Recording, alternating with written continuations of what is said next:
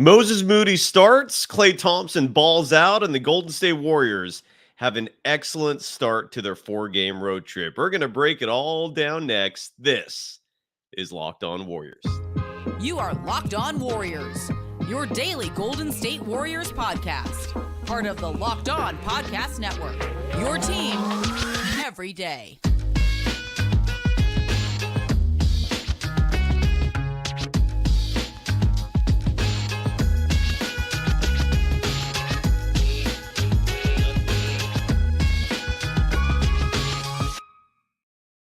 Thank you for making Locked On Warriors your first listen every day. We're free and available wherever you get podcasts and on YouTube. We're part of the Locked On Podcast Network, your team every day. Today's episode is brought to you by FanDuel, the official sportsbook of the Locked On Podcast Network. Make every moment more. Right now, new customers get $150 in bonus bets with any winning $5 bet. That's $150 if your bet wins. Visit FanDuel.com/LockedOn to get started. Follow me, Cyrus Saatsaz, on Threads. I'm available at Dog Wild. Thank you for making Locked On Warriors your first listen every day. And hello, everyone. Happy Tuesday night. It was a little nervous at the end there. The Golden State Warriors have still not figured out how to close games in the same dominating fashion as the first three quarters when they're taking care of business.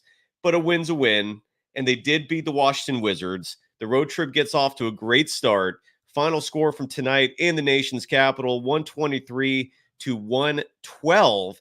And the player I want to start focusing on tonight is Klay Thompson, largely because I believe tonight was his fifth game coming off the bench, and he was interviewed by the play-by-play crew, my apologies for that. He was interviewed by the pre- and post-game crew, and they talked about the transition of his role from being a starter for nearly his entire career. This is the first time in 12 years he's coming off the bench, and he has an optimistic outlook about it. Why don't we take a listen to Klay Thompson talking about, again, his role coming off the bench, and he had a great night tonight. His final stat line, we'll get into it more in just a moment, but he had 25 points, 6 of 11 from beyond the arc, added 4 assists. That's been a part of his game that I've really been loving personally.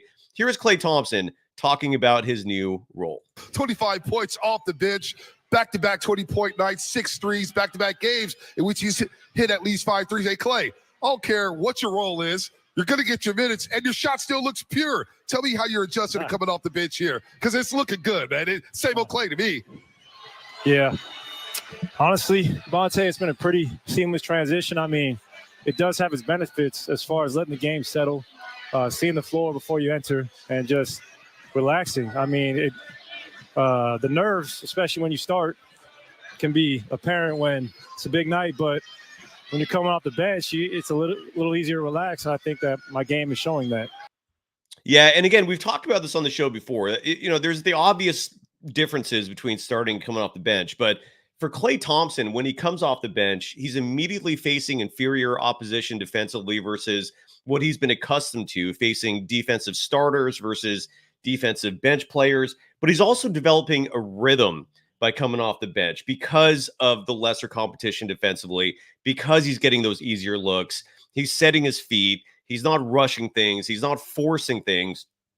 And the results are showing. Now, in the Nuggets game on Sunday, he had a very brutal second half. But tonight, the output was consistent.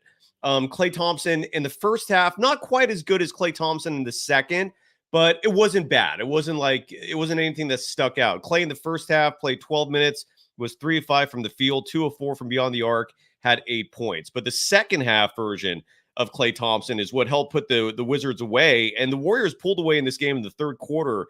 And a lot of that third quarter was Klay. Klay in the second half as a whole, 4 of 7 from beyond the arc. He was 6 of 11 from the field.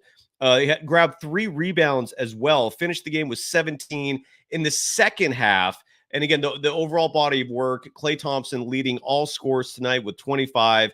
So kudos again to Klay Thompson. Added 3 rebounds, as I mentioned before, 4 assists as the Warriors come out of this 123-112 victors. Another thing that really stuck out, at least to me, was the late game news that Andrew Wiggins was not going to play because of personal reasons. They didn't get into it. Steve Kerr briefly discussed it during the pregame presser, saying that it was I can't remember if he used the word family, but I think he used the word personal, and said that he didn't want to get into it, that Andrew Wiggins requested privacy. So the surprising decision in all this was that the starting player in place of Andrew Wiggins was Moses Moody, someone who, with the exception of a minute 45 in garbage time Sunday against the Nuggets, got a DNP in that game. There was a lot of negative feedback, including from yours truly. I love this kid. I think he can play.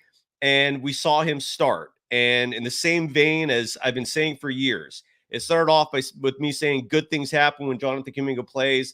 That's evolved to great things happen when Jonathan Kuminga plays. But good things do happen when Moses Moody plays. And tonight was no exception. He gets the start and he delivers.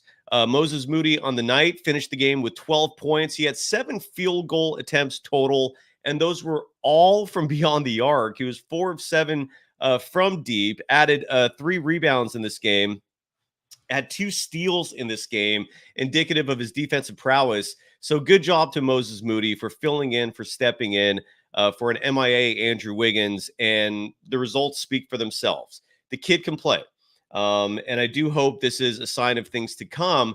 I also thought it was fascinating seeing Moses Moody start in place of Andrew Wiggins, because it cements a decision made again 5 games ago, which is that Klay Thompson, his role coming off the bench, that's permanent. When I first heard that Andrew Wiggins was not going to play, my immediate thinking was, all right, they're going to bring Klay Thompson off the bench. They play a similar position. I personally don't know how badly Klay wants to start, or whether or not he's genuine in saying he's happy coming off the bench. But no, this is a permanent decision. I mean, that Steve Kerr made that very abundantly clear by opting to go with Moses Moody in the starting lineup. And again, he delivered. So those 2 players shined in this game against, granted, look, a hapless, borderline pathetic Washington Wizards team. But look, a win is a win. These are the games you have to pull off. And the margin was comfortable, especially in that third quarter where the Warriors really started to pull away. The Warriors outscored the Washington Wizards in that third quarter 38-17. Let me repeat that one more time. 38-17. That was the kind of third quarter that we are accustomed to here in the land of Dub Nation, at least until last year.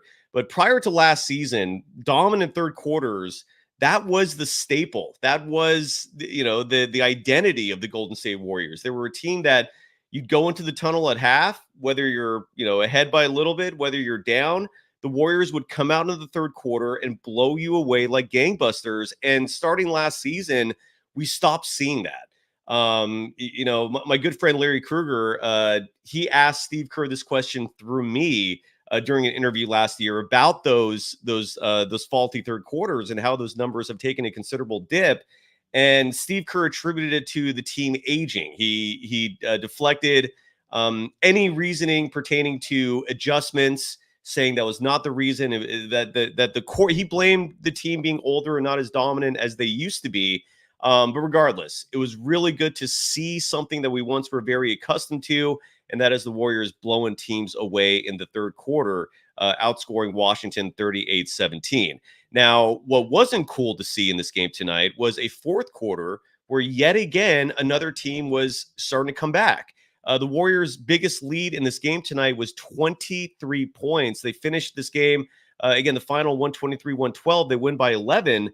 But these fourth quarters and these leads that are just collapsing and being let go continues to be an issue. And I have my theories on this, and I've talked about it before, but I'm going to rehash it when we come back.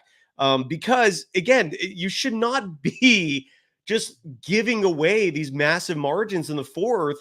And for most of this game, even when it was tight in the first half, I think if you felt like me, you were comfortable knowing that the Warriors were going to take care of business. But when the Washington Wizards pulled to within, I can't remember if it was 9 or 11 was the closest margin in the fourth, that comfortable feeling was certainly replaced with anxiety and unsettled a manner of watching the game. And thankfully, the Warriors took care of business. But I have my suspicions for what's going on. And I'll run it by you folks and see what you think. I also want to talk about Chris Paul, his first game back after missing nearly 2 months because of that hand injury. He looked great. We're going to discuss his results tonight. His return was seamless. And something very stuck out to me very much so regarding Chris Paul and why the team enjoyed success with him playing. We're going to break that down and so much more after we give some love to our sponsors for this evening. And first up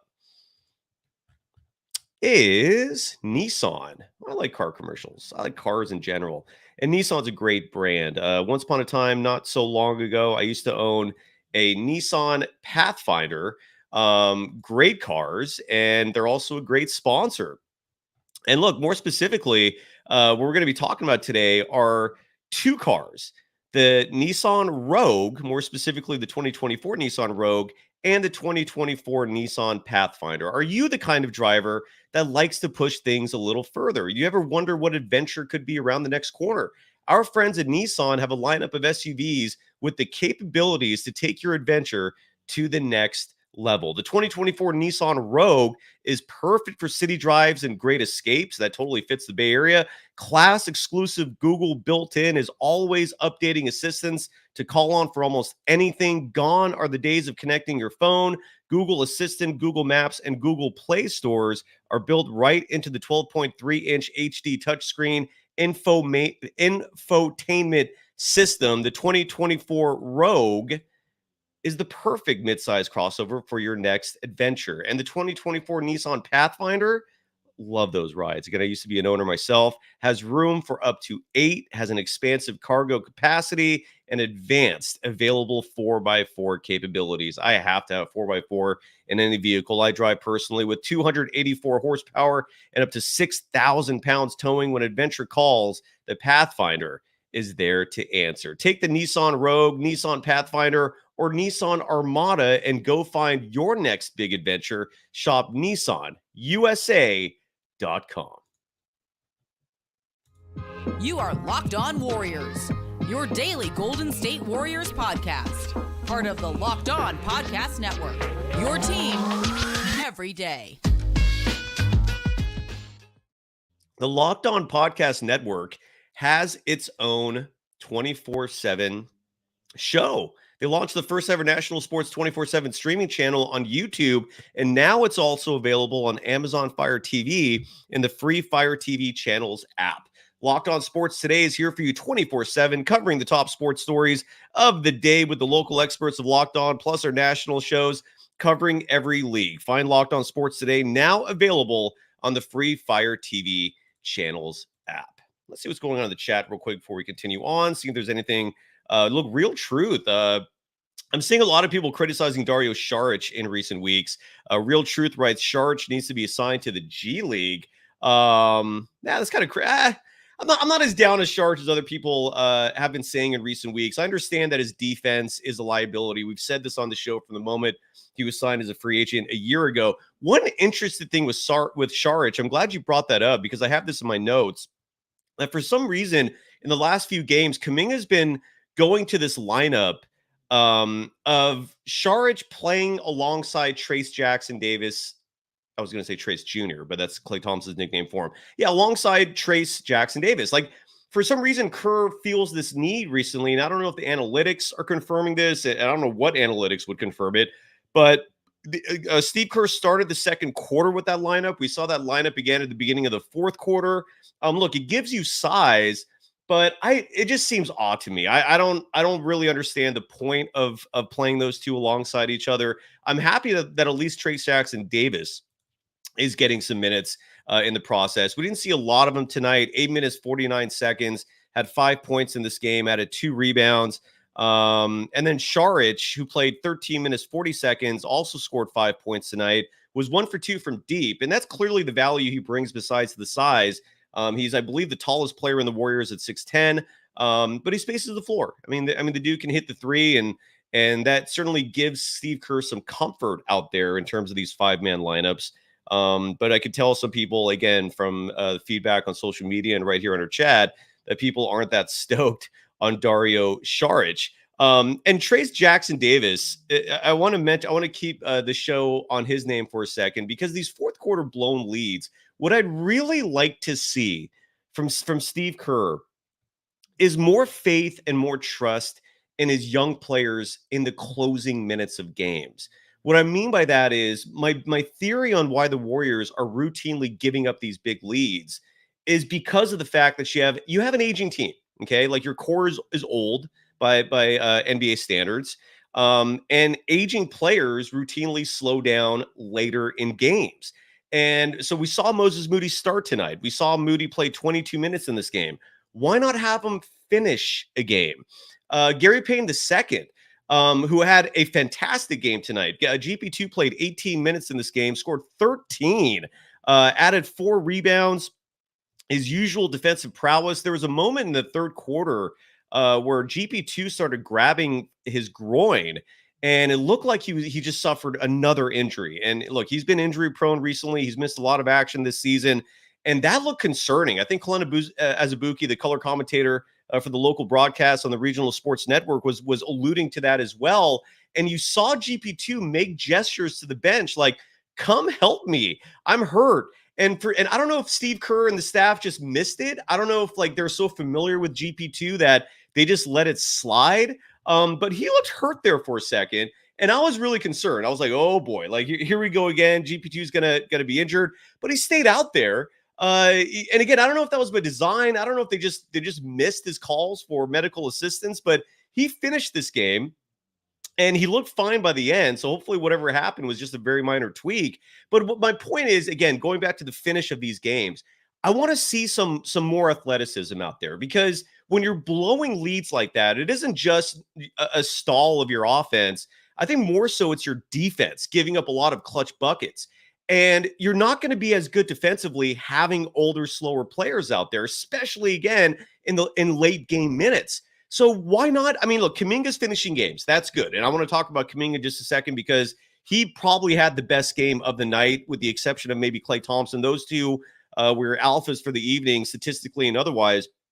But Kuminga, Moody, Trace Jackson Davis, Gary Payton II, let's see some more of them in these late game minutes. Draymond Green seems to do just fine later in the game, except for his three-point shot. And his three-point shooting, by the way, what a wild development in his game that we're seeing in Draymond Green at the age of 34. The dude is shooting, I believe, 44% from beyond the arc, but there's a very simple trend there. He makes them at the beginning of games, and he doesn't make them later in the game. And again, I don't know if that's just an energy thing. I don't know if that fits into what I'm trying to say here in terms of older players maybe fading a little bit. I don't see a regression in Dre late in games defensively, but those three-point shots fall short late in the game. So you see them go in early. Again, what a wild development that we're seeing this season.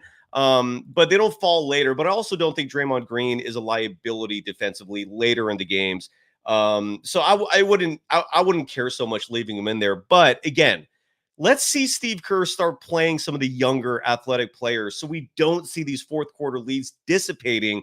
Enough of the stress, enough of the late game stress, and especially against the Washington Wizards. This game was locked up. They were leading by 23, and all of a sudden you look up and the leads dropped to 11. It became a game again. And I do think if you are playing some of these younger players, these more athletic players, these longer players, Moses Moody has a 7'1" wingspan. It's one of the many reasons why I advocate for him out there. He's closing off passing lanes. He's a smart player. He's not, I hear some criticism of him saying he's slow-footed. I don't buy that for a second. Believe me, I've studied it, and I don't see it. People are not blowing by Moses Moody. He's actually a fantastic defensive player. So props to Kerr for playing Moody tonight, for starting him. Good things happen when Moses Moody plays. We're going to talk about Chris Paul when we come back, because he had a fantastic outing tonight. And there was one stat in particular pertaining to Chris Paul that I thought was really important, which will bode well in terms of the Warriors' remaining season and whether or not they're going to achieve success with Chris Paul as your primary backup point guard. I'll get into that. And of course, Jonathan Kuminga has to get some love. I want to talk a little bit about Stephen Curry as well. I saw a minor adjustment in the fourth quarter from him. which I thought immediately snapped him out of this little mini shooting slump he's been in. I'll explain all that when we come back. But first, let's give some love to our other sponsor for this evening. Real and J Kev vibe. Yeah, I agree with you. Kerr is who he is, but he does still surprise me. He does still sometimes make adjustments. I think he got the extension because he showed a willingness to sometimes step out of his comfort zone, which has led to the Warriors' regression in a lot of regards. But I totally feel you at the same time. Let's give some love to our sponsors real fast here. Second up for the night is our sponsors from BetterHelp, which is such a fantastic resource if you're talking about struggles in life, whether it's, anxiety, whether it's depression, whether it's just literal day-to-day stuff that just starts catching up to you. Like if you've got kids, if you got a family, that is just a lot of stress in and of itself. Careers can add stress. Obviously, finances can be a massive source of anxiety. And today's episode, again, is brought to you by BetterHelp. Give online therapy a try at betterhelp.com/lockedonnba and get on your way to being your best self. And look, that is what therapy does. It taps into your mind, right? The control center for everything you do, and hopefully helps try to figure out what in there might be amiss. What's troubling you. So sometimes just talking things out has incredible therapeutic value. But again, every therapist at BetterHelp, they're licensed, they're educated, they're professionals. One of the many things I love personally about BetterHelp is the fact that sometimes it takes 2, 3, 4, 5 chances to find the right therapist, to find a person that you can connect with, that you feel comfortable with, that is a great fit for you. And BetterHelp allows you to go through that process, cycling through therapists until you find one that you really like. And the obvious thing, of course, you're saving time, you're saving money by doing it virtually with BetterHelp instead of getting in your car, wasting gas money, wasting time driving to an office. So go check them out. If you're thinking of starting therapy, give BetterHelp a try. It's entirely online. It's designed to be flexible and suited to your schedule. Visit BetterHelp.com/LockedOnNBA to get 10% off your first month. That's BetterHelp, HELP.com/LockedOnNBA. You are Locked On Warriors, your daily Golden State Warriors podcast. Part of the Locked On Podcast Network, your team every day. Thank you for making Locked On Warriors your first listen every day for the everydayers. Again, the Warriors are currently on a 4-game East Coast road trip, immediately following tonight's game, a victorious one at the Washington Wizards. They get tomorrow off. Then they've got a game Thursday at the Mecca of basketball, Madison Square Garden, a place I went and saw game once back in, it was in the 2000s. I went to New York City, a place I consider the greatest city in the world. No offense to any other city that you might think is better, but that's just my humble opinion. And I made sure to watch a Knicks game there. It was actually a Knicks playoff game, and it lived up to the hype. I highly recommend taking that journey at least once in your life if you're a basketball junkie like me. My good friend Paul McCaffrey, is going to join this program soon as a guest. I bring him up because he's actually going to that Warriors-Knicks game on Thursday. He's taking his kid with him to introduce him to the shrine, to the temple that is Madison Square Garden. And the Warriors are playing their Thursday against a Knicks team that is a hell of a lot better than we're normally accustomed to. Following that game, that's the first of a back-to-back. The Warriors immediately travel from New York to Toronto, which means the Warriors are not sticking around Thursday night to enjoy the city. That likely means tomorrow will be that day. So let's hope that the Warriors aren't overly exhausted for their game Thursday night against the Knicks. And then again, they travel for a Raptors game the very next day. Bob Fitzgerald alluding to the sometimes the nuisance that comes with customs, that comes with traveling across a border for a game. So the team, again, will leave immediately after that Knicks game for Toronto to play the Raptors Friday. And then another heavyweight bout on Sunday. The Boston Celtics are going to look to avenge that loss they suffered at Chase Center to the Warriors earlier this season. So a rematch of the 2022 NBA Finals is Sunday. The Warriors in Boston to take on the Boston Celtics. That is your road trip. So the team starts it off 1-0. Great news on that front. One player that we haven't seen in a long time that showed up tonight was Chris Paul. And I feel like there was a lot of concern, a lot of angst from Warriors fans in regards to Chris Paul and his role. Like, how many minutes was he going to get? Who's he going to sub in for? Well, we now know after tonight who is lost out in terms of minutes, and that was Lester Quinones. I don't think it was a surprise. We've talked about it on this show quite a bit that Quinones was basically filling in for Chris Paul's minutes. We did not see Quinones, I believe, except for garbage time. He did play a minute 29 in this game at the very end, alongside Jerome Robinson. So Chris Paul comes in, Lester Quinones is out, but Chris Paul played solid basketball. And this was the first game that we've seen Chris Paul play for the Warriors since January 5th. This is the last time Paul played for the Warriors, and that's where he got hurt at home against the Pistons when his hand got caught in a jersey. That's happened to me, where my hand got caught. In my case, this was my early 20s. Let's just say fisticuffs were involved, and all of a sudden I looked down on my finger. This one right here was pointing perpendicular to how it normally points, and I was hoping it was a dislocation, ended up being a snap of the bone. The point is, where's that noise coming from? The point is, I'm so sorry about that. That is ESPN screwing with me at the noise. There we go. So the point is, again, Chris Paul gets his hand caught in a jersey, and then we see him miss nearly 2 months. But what stuck out to me tonight, besides the positive play, Chris Paul was hitting three-pointers. All three of his made shots tonight were from beyond the arc. He also had one additional field goal attempt from inside the three-point line that he missed. Finished the game with 9 points, had 6 assists. The dude is a legend when it comes not just to passing, but also to defense, a grossly underrated aspect of his game. Case in point tonight, Chris Paul, 4 steals in this game. He was second on the team in net rating with a plus 17. Again, finishes the game with 9 points, 6 assists, 4 steals. But what stuck out to me, and I really hope what we saw tonight is going to be the norm and was not a case of warming Chris Paul back up. We saw Chris Paul play 21 minutes and 40 seconds tonight. We saw Chris Paul coming off the bench to start the game. We did not see Chris Paul finish the game.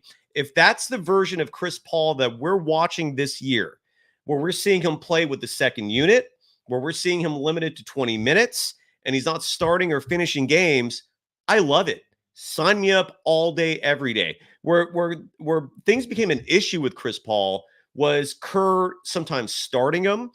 We briefly, I believe in the first quarter, saw this bizarre lineup out there in the first quarter of the game, where it was Steph, it was Chris Paul, and it was Gary Payton II all out there together. That's 3/5 of your lineup on the court, averaging 6'2" in height.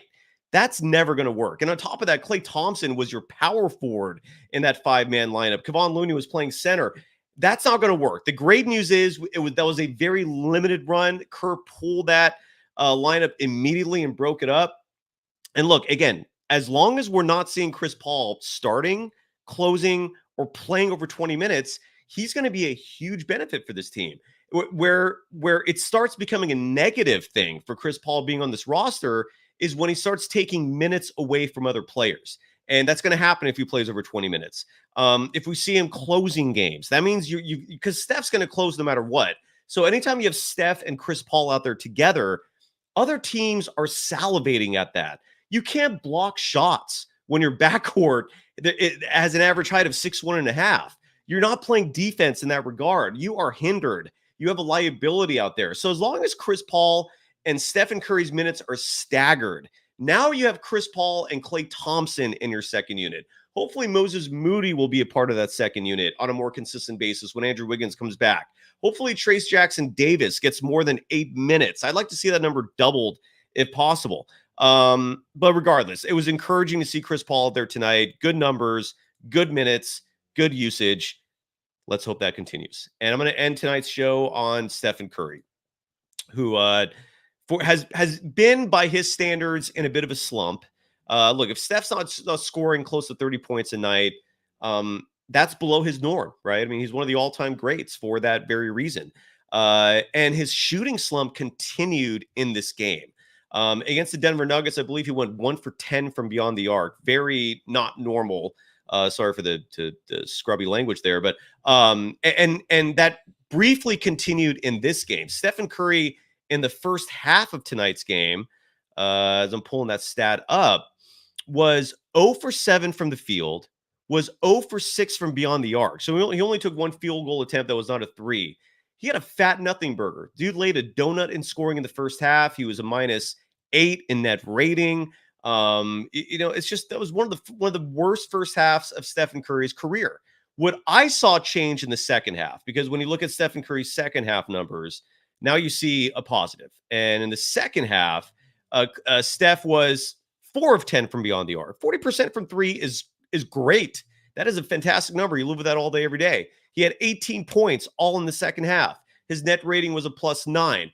But what stuck out to me in that second half was Steph as a player now versus who he was, say, 10 years ago, is he's a much stronger player. He can attack the rim much more efficiently. He can score inside, not as well as outside, just because he's Steph. He's the greatest shooter ever, but he is now an elite player and has been for the last few years in terms of attacking the rim. He has the strength to bang inside, to body up with others.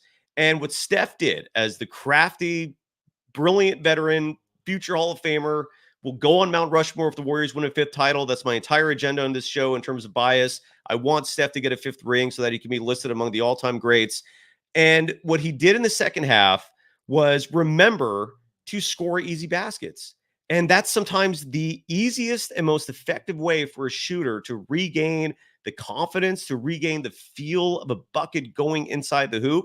Just make easy ones. Just drive. Just attack. Lay the ball up. Shoot those easy 5 or 10 footers. And Steph started doing that.